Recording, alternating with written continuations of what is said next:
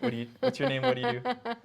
My name is Lora Pesant, and what do? I do a lot of things, but I do, let's see, the thing that's coming to me is laughter yoga facilitator.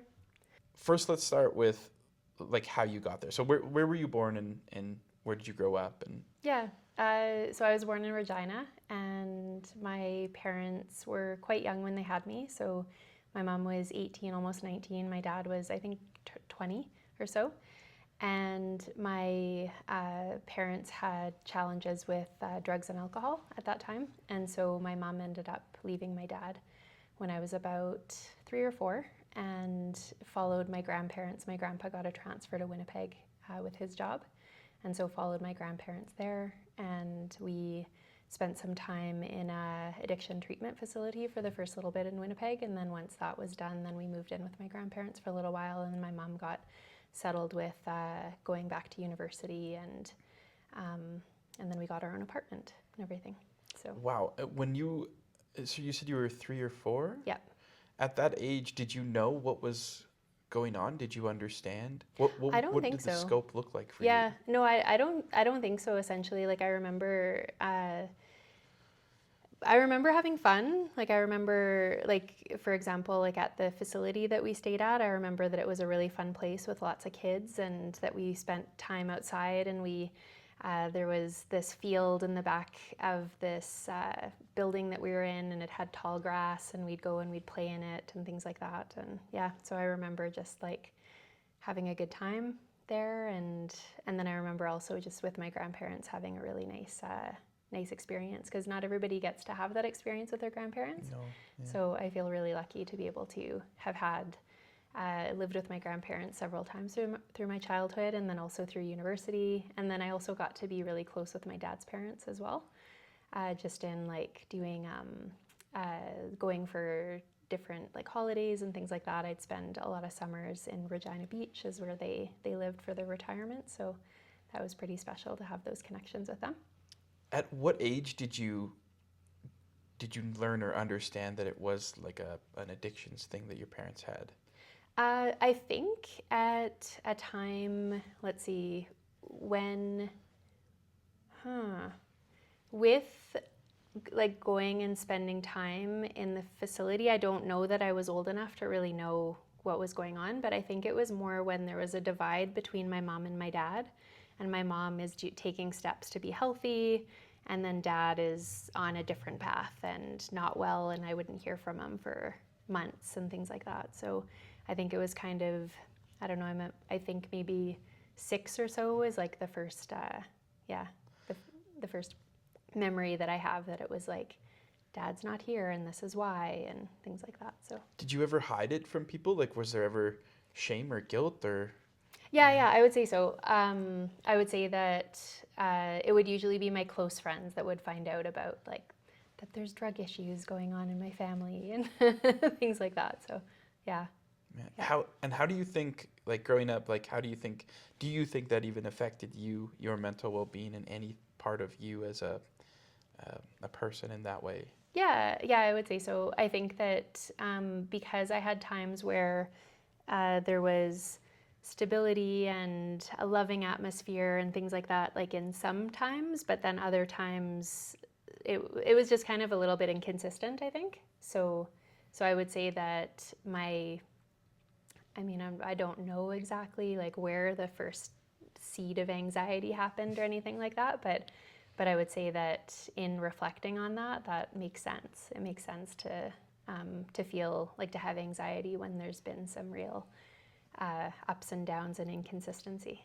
So almost like a subconscious buildup that created to I don't know, instability. I'm not a Yeah, doctor or maybe. anything, but yeah, Yeah, and that's exactly. what, yeah. Mm-hmm, Um, mm-hmm. so because it seems like you had a interesting situation, but a relatively healthy community and support group around you, Mm-hmm. was mental health or mental well-being or anything like that mentioned or talked about um, within your family, or when was the first time you ever heard the words mental health? Yeah, really good question. I think so.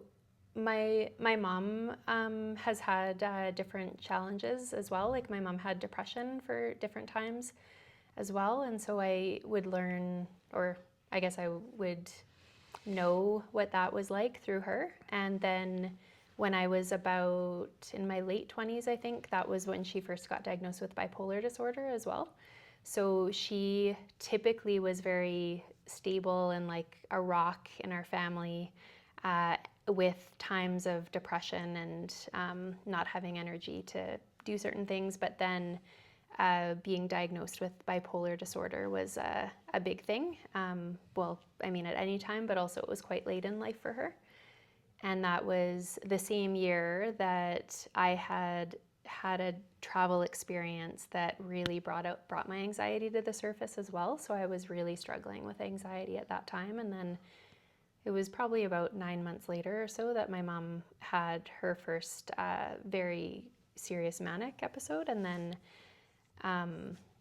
I don't even know if episode is the right word. That's probably not the right I'm not word. sure But what the anyway, right word is. yeah, she had her first manic experience, Yeah, and okay, so I feel yeah. like episode is kind of stigmatizing. But yeah, and so she ended up in the hospital, and that I guess again was like pulling the rug from under me of like, okay, stability and like things are just starting to get back to feeling stable and feeling good.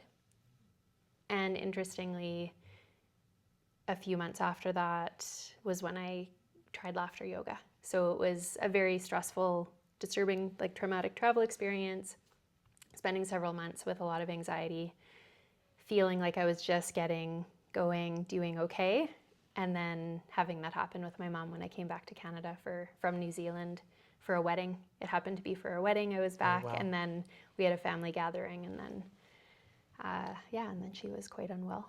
And So. before that, you didn't really mention or talk about mental health or mental wellness in any type of capacity. I don't know. I mean, I think like, so addiction for sure was pretty stigmatized. And even though it was something that was happening, like that we had in our family, it was still kind of, and I would say even so, like with my dad too, because I would talk to him about like that. I don't know how much is this. Can you edit this too? Yeah, I can Yeah. edit Okay. this. Cool. Okay. Cool. But I Because will there's just wave my hand just okay. Okay. to Cool. like, pick it Okay. up. Sounds good. Yeah. Yeah. Because I'm just thinking of like sometimes it's a little personal. So Yeah, and by all 'cause means, if you ever don't want to answer something or anything, I can just say pass. and I will just clue in, and I will Okay. just clue Cool. in. Yeah. Okay. Sounds good. Yeah. So just and I'm not sure how you'll anyway. However you want to do it. I'll But re-ask the question yeah.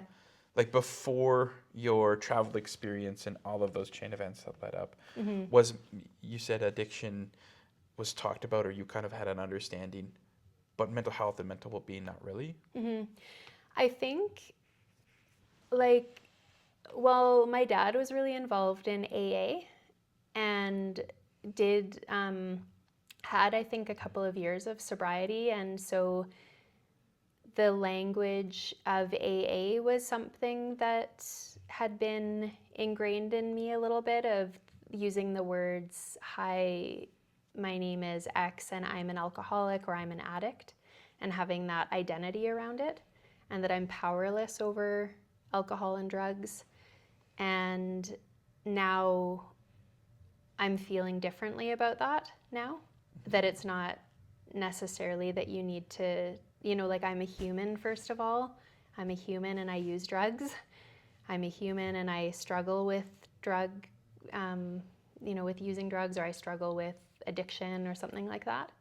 And that resonates a lot better for me. And also in my healing and learning and things like that too, it's that there's all sorts of parts of us that are working together to protect us and to, like my anxiety is not bad and I don't need to fight with it. It makes sense. There's reasons why it comes, and it served me at some time. And there's times that I needed to protect myself and things like that. But when I'm in a place where I'm actually safe and it comes, then I would fight with it a little bit. No, it doesn't make sense. Go away. I don't want to feel you. And so what's helped me a lot is to actually like, hey, thank you. Thank you for protecting me. Thank you for looking out for me. And I got this, and tell me what you need, or, whatever it is at that time. So I'm really glad you said that, because,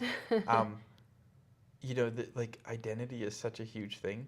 mm-hmm. And I think especially for me anyway, when I was scared and in moments of vulnerability, it's really easy. I want to fix it. Mm-hmm. So I'll just believe whatever the thing is that can fix. But Mm-hmm. how empowering it is to understand that. I had a friend of mine once. I used to work with him as a peer support worker, and he said something. Just because I do a stupid thing doesn't mean I'm a stupid person. Mm-hmm. Mm-hmm. And I kind of find that to be true about everything, mm-hmm. really. Mm-hmm. So I'm really glad you shared that story. You don't want to share your travel story, do you? Oh, I can share my travel story. That's fine. Yeah. Yeah. Yeah, if you'd like, it's totally up to you. Yeah. The travel story was, so I consider myself like quite adventurous, and You're a very adventurous. You're a very adventurous spirit for sure. Thank you. Yeah. Thank you. Yeah, and I really embrace learning and trying new things and all of that. And I was living in New Zealand, and I really wanted to visit Asia, and so I decided to book a trip to Thailand on a layover on my way back to New Zealand. And I went by myself, and I was pretty excited to do this trip by myself, and I'd never really traveled by myself very much. And I was only there for 10 days because I had to get back to work in New Zealand, and met somebody who I was traveling with.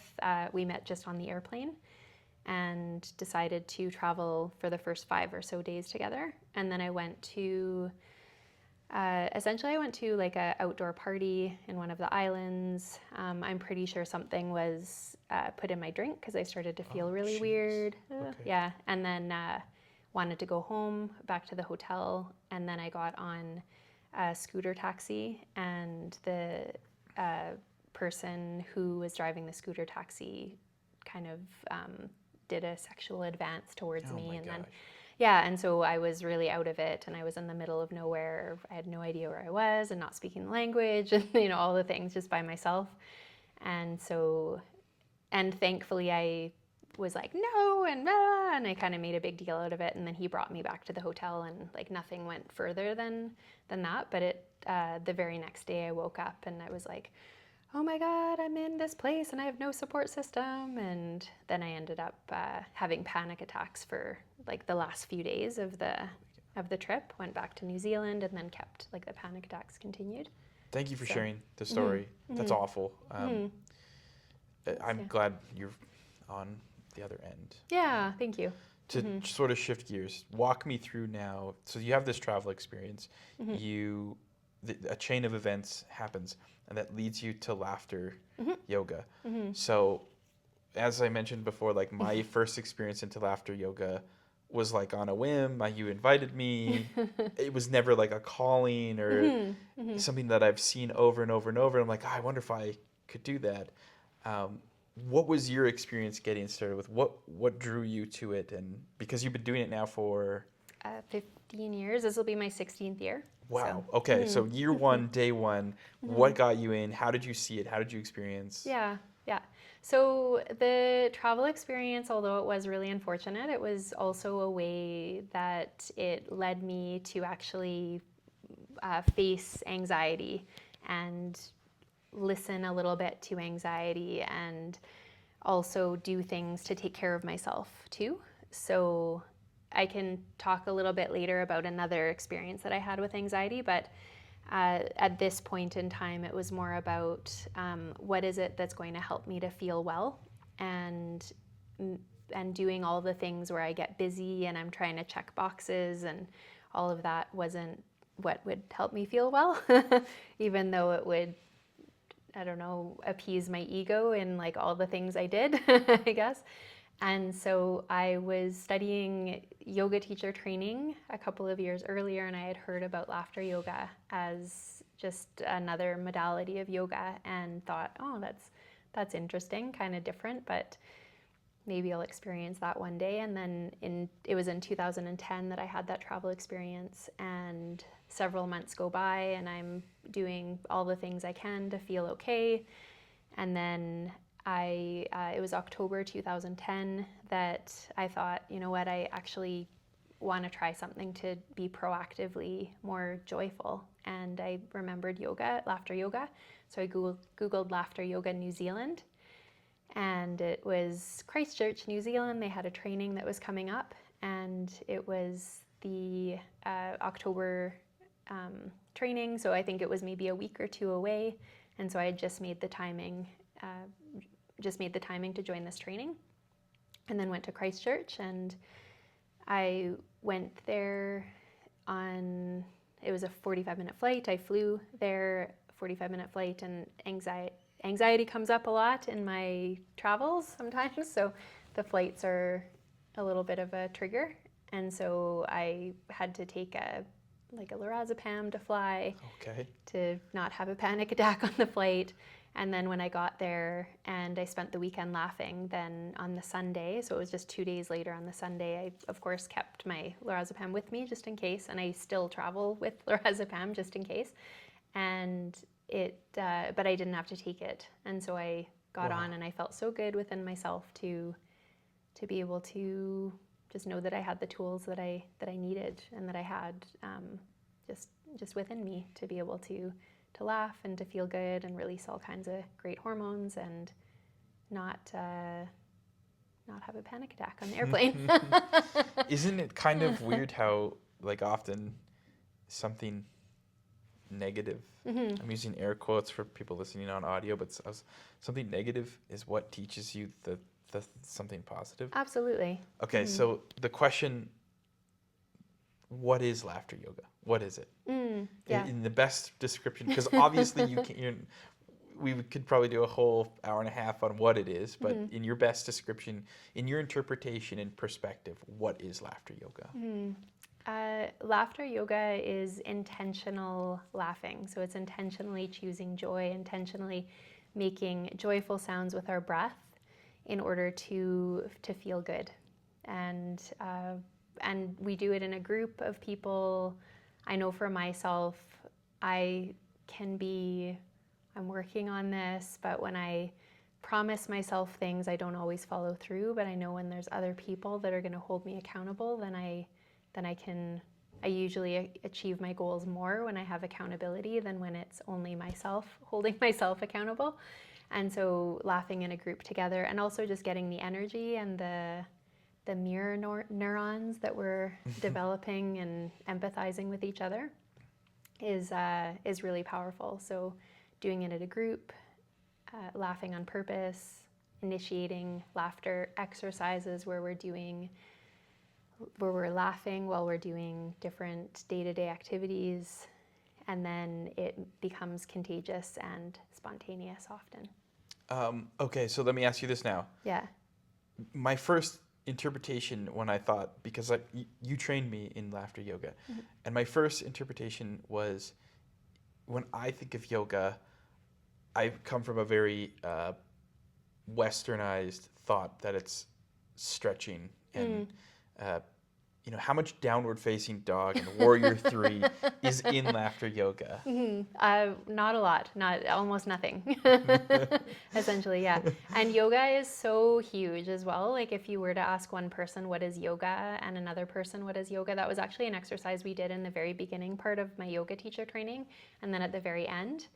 And there's, like, yoga has philosophy and, yes, the poses and like principles, ways of living, and the niyamas and the niyamas, yamas and niyamas that are like the way to show up in the world, but then also the way to kind of have self-discipline and reflection on ourselves and all of those things. Like, so there's, like, yoga is so big. Breathing is yoga. Service is yoga. Like, there's so many different types of yoga. So in laughter yoga, it's essentially all about the breath, and extending our exhales is the laughter. And so when we're laughing fully, we're exhaling fully, and then we get new oxygen that comes to our bodies and helps us feel good and energetic and healthy.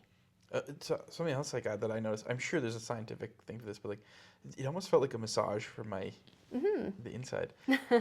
We also learned something. Was it the 5 principles? And laughter yoga is based on the 5 principles. Do you remember what they are? Yeah, so it's a unique concept where we don't need jokes, humor, or comedy. It started by a medical doctor, Dr. Madan Kataria, and his wife Madhuri in India. And I'm not sure if I'm going to get like the exact 5, but anyway, it was started with 5 people in a Mumbai park, and now there's thousands of laughter clubs all around the world. The reason we call it laughter yoga is because it incorporates laughter with yogic breathing, and that helps us to, it brings oxygen to the body and the brain, which helps us to feel energetic and healthy. What is number 5? What is number 5? I can't remember. If I have to, I'll just splice something in there. But, yeah. I think getting those 4 covered was good. But okay, so now walk me through, like, for anybody who's interested as a person who is thinking of laughter yoga, what were some of the benefits? Because we covered a lot of them in the training, but there must be a lot of health benefits, and I know a lot of this is backed by science. But like, what are some of your favorite benefits, or something if somebody was expecting to join, say, a class? What do you think they would like? What could they look forward to in terms of the health benefits and psychological benefits? You named a few of them. Yeah. I mean, my favorite is the instant muscle tension release. And so when I go to my laughter club, which we hold once a week, I can feel usually within about 20 seconds or so that when I'm on the computer and then my shoulders are up like this, is when I'm laughing with them, with my group, it's like instant. I can feel like muscles just start to soften and relax and release. And also feeling, I don't know, it's kind of like tingly a little bit. And so that's kind of my favorite, is like the tension that I'm holding, especially in my upper body, I can feel really relax and let go. Stress, oftentimes, so I would say that, of course, laughter doesn't get rid of our problems, but it helps to create a little bit of space from our problems. So instead of them being right here when we are taking care of ourselves and when we're doing things to help decrease our stress, then the stress is a little bit further away, and then we can start to develop a plan or let it go, if that's what we, we Very don't popular need to song. let it go. That's right. And it boosts the immune system. There's scientific studies that tend to show that those things, it increases the happy hormones, the serotonin, endorphins, oxytocin, and dopamine. It decreases the stress hormones. Let's see what else, pain relief as well. So endorphins help with pain relief, and so that's a really big benefit as well to laughter. And it's an aerobic exercise, so we can feel our muscles actually like working as we're laughing as well. Yeah, I'm 39 years old. Took the training when I was 39 years old, and I was trying to think, like, when was the last time I had a true unabated like belly laugh? And I honestly, I cannot remember. I'm sure I have like 1 or 2, maybe a year. Right. But Yeah. doing the exercises of laughter, that was one thing that just sort of sparked my awareness. So you've said you've been facilitating for 15 years? Yeah, that's right. So I actually had never tried laughter yoga before. I just jumped into a facilitator training, just like you. That's right. Yeah. Okay, what are, like, because, so, okay, once again, just to give a frame of reference, Yep. I go to a yoga class and we do downward facing dog, warrior pose 3, these types of things. What is some of your favorite in the 16 years? Like, if you were to give me a top tier list of your favorite activities that you do when facilitating, what are your top, however many? I'll let you pick. Yeah, I would say ones that are self-compassion based. And so ones that are about, so if we're in a group of people, and I'll usually do a series of especially with newer groups, a series of what's funny? I don't know. Let's just laugh. And then we think it's each other, and then actually it's ourselves because we are so freaking awesome. And then so that's kind of my favorite, is like when we can start to like open our shoulders, open our chest, and then point like this and proud, big proud laugh. Can we do it together? Yeah.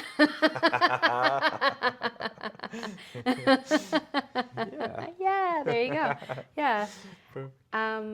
Another one too is when we're celebrating each other. So we have the red carpet laughter, and it's good with a large group. And we did it actually for when you got Yeah. your certificates, right? Yeah. Yeah.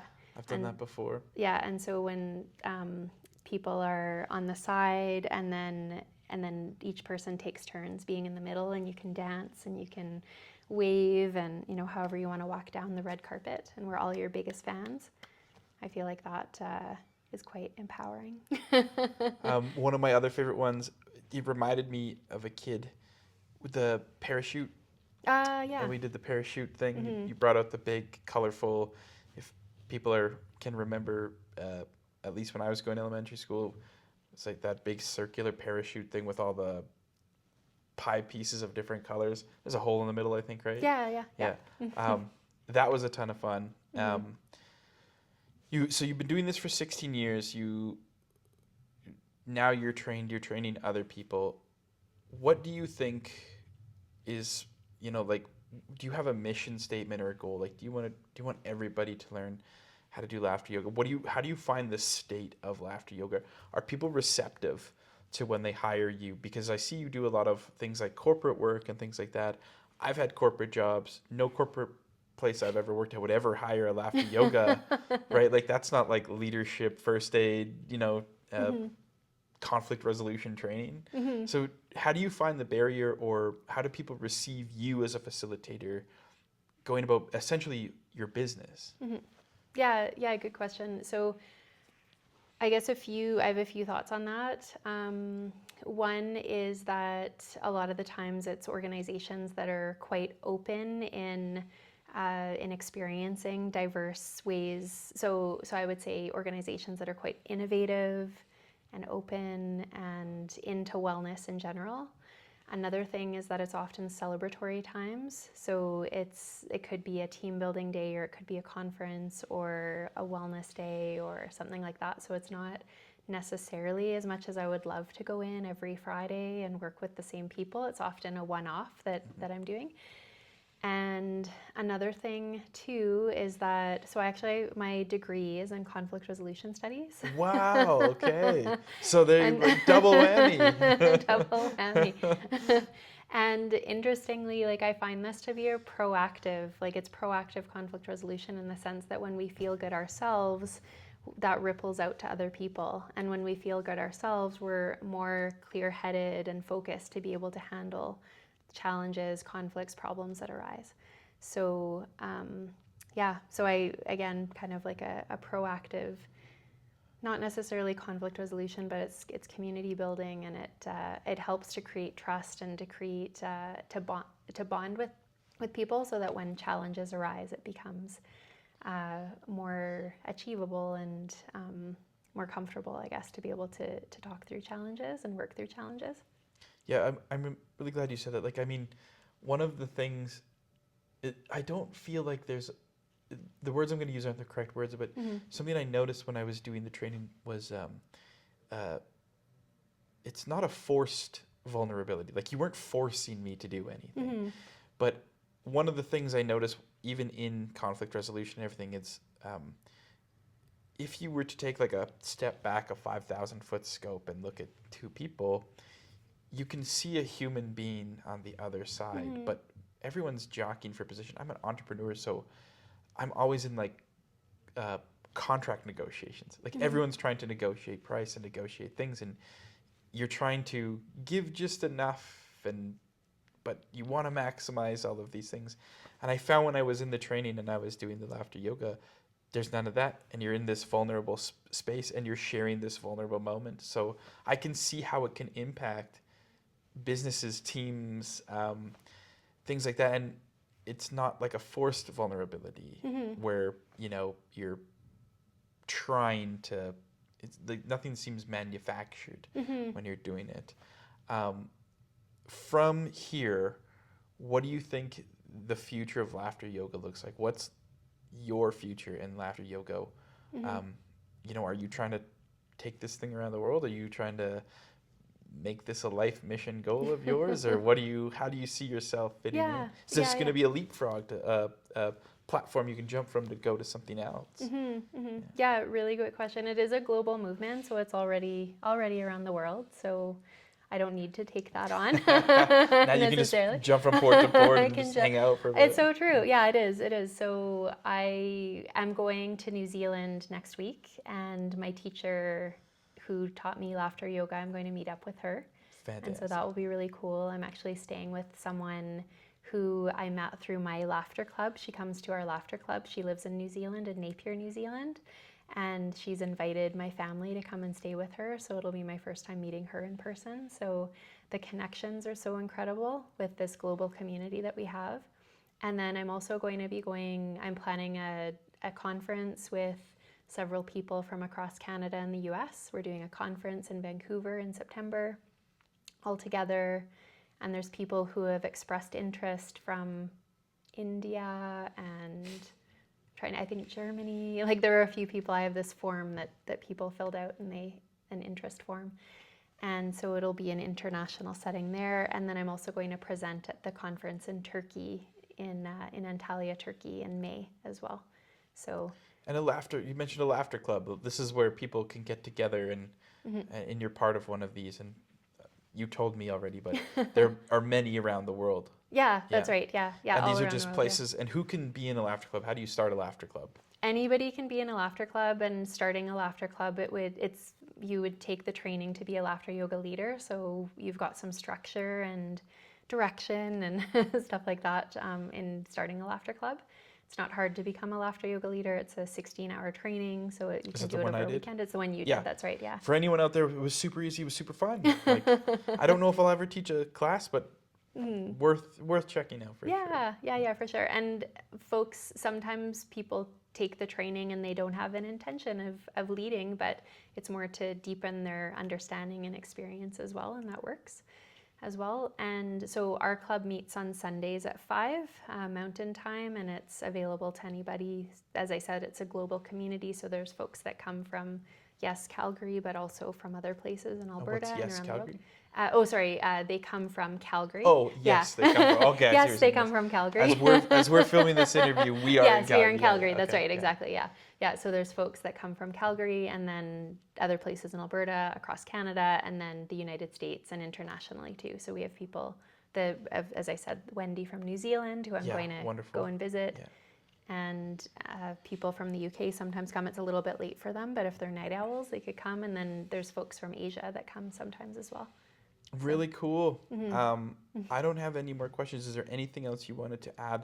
Anything you didn't, you wanted to say more about laughter yoga or anything? You could do a little pitch, like how to hire you or anything. If not, I'll leave any links in the description of everywhere. Your thing. Yeah, for sure. Yeah. I would say that, if anybody did want to hire me, it's adventuresandwellness.ca is the website. And I absolutely love coming into places that are high stress and to bring the stress levels down and to help people relax. That's really my passion, is to help people relax. And that for me, with my own mental health, with my second time that I had that really elevated anxiety, that was really the big thing that helped me, was the relaxation through meditation, hypnotherapy. And then once I started to feel like my nervous system was safe, my nervous system started to feel like I was safe, then I was able to come back to really appreciate the laughter once again as well. Amazing. Cool. Thank you so much for doing this. Thank you so much for sharing your story and being vulnerable. Yeah. Give a wave to the camera. Thank you. Thank you so much. Right now, that's the whole thing. Awesome. Cool. Yay. Thank you.